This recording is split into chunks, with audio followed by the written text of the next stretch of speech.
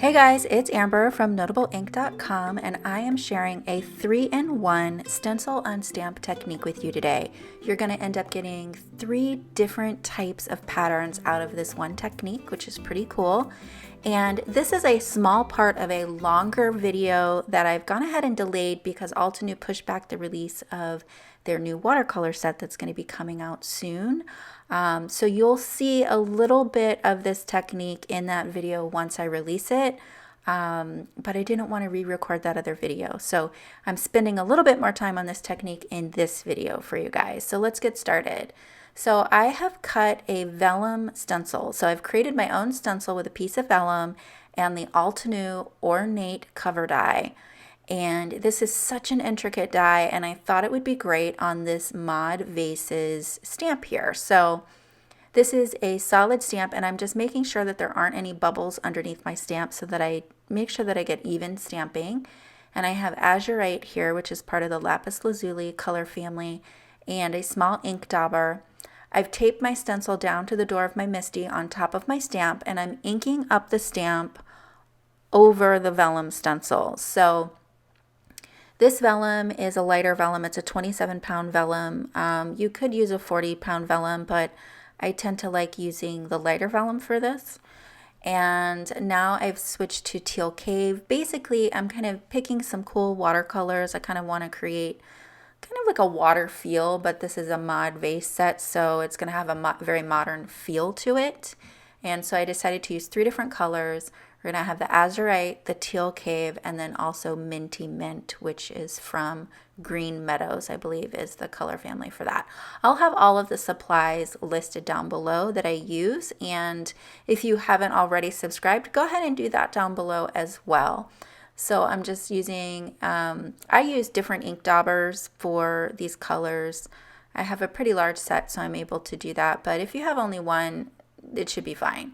So I took off my stencil here, and you can see that great pattern that you have on there. I'll just put this cardstock behind it so you can see that. And then I'm going to go ahead and stamp this down. I want to make sure that I get a good impression, so I'm just going to walk my fingers over the whole thing, and we're going to take a look. Now, you could do this by taking the stencil and using the mask that comes with this and just ink blending with this way, but you're not going to get all 3 of the techniques out of that. So here you can see the great stamping there. So because I was going for a little bit of a water effect, I decided I would spritz the leftover ink on the stamp. So you can see me just spray it a little bit with water. Some of the areas had kind of like bigger drops of water. I was a little bit worried that excess water on the door was going to drop onto the card front, so I just went ahead and wiped that off. Ultimately, I end up die cutting this anyway. And so I'm just going to stamp that down, and it's going to give a little bit more of a painterly effect doing that. But certainly you can keep it with the crisp, impression that we had before. But this will just give it a little bit of an ink blotty kind of feel. So I'm just going to dry that before I go ahead and use the coordinating die and die cut that.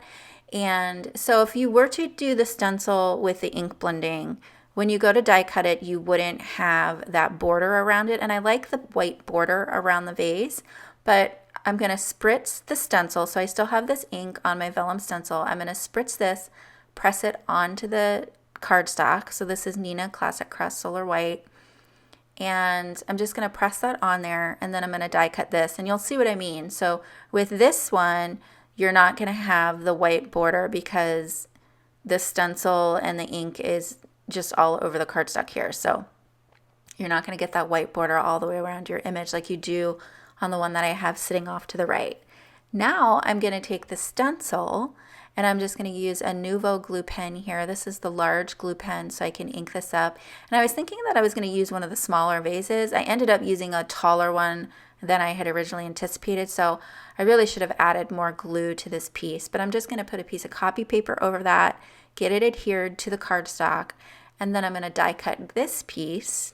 And this is going to be my 3rd technique. So this is the 3rd different pattern that we get out of this one inking up of this homemade stencil that we made. Now, if you did this with a pre-made stencil, a stencil that you buy, of course you wouldn't cut your stencil like I'm doing here, but if you've made your stencil with vellum, it's definitely something that you can do. Even if you made your stencil probably out of cardstock, you could probably still do that same thing. You would just want to make sure that you didn't spritz it with too much water because your cardstock isn't going to hold up to that. So here I have this is the Plantines. I'll have the full name down below. But these are some vase fillers called the Plantines, and I'm just stamping these in a few different colors, kind of somewhat coordinating colors. Ultimately, I end up going with just the gray and the Galactic Stream. And I kind of wish I had used Teal Cave instead of Galactic Stream. I think the Galactic Stream is maybe it was a shade too dark, I think, for the composition. But anyhow, that's what I went with. So I just stamped a bunch of different ones and went ahead and die cut those out. And then I will go ahead and start arranging my fillers for these modern vases.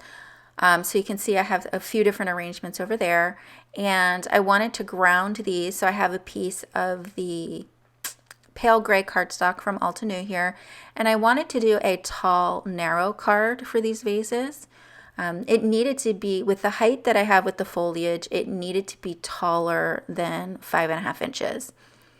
And so at first I ink blended with Silver Lake, felt like that was too gray, and so now I'm ink blending on top of that with Dewdrop.